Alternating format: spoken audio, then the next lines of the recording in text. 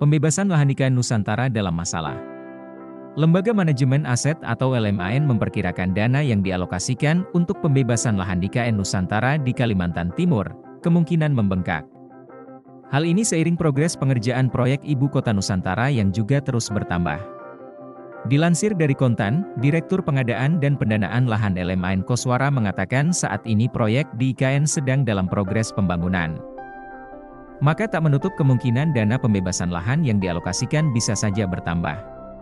Hingga 25 Agustus 2023, LMAN telah menggelontorkan dana pembebasan lahan untuk proyek IKN sebesar Rp723,78 miliar. Koswara memaparkan, pembebasan lahan di IKN dibagi menjadi dua, yakni untuk akses jalan sebesar Rp466,183 miliar dan kawasan inti Rp257,604 miliar. Selain itu, LMAN juga membiayai pembebasan lahan di IKN untuk infrastruktur penopang IKN.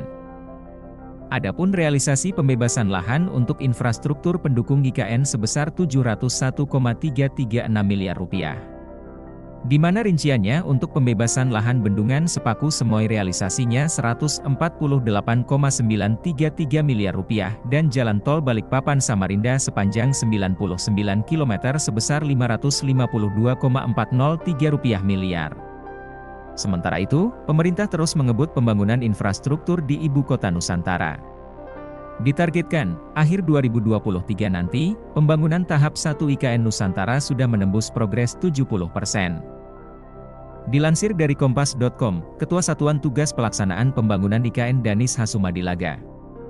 Terdapat 39 total paket proyek infrastruktur pada batch 1 dengan nilai Rp24 triliun. Contoh pembangunan proyek infrastruktur di IKN pada batch 1 bidang sumber daya air yakni Bendungan Sepaku Semoy.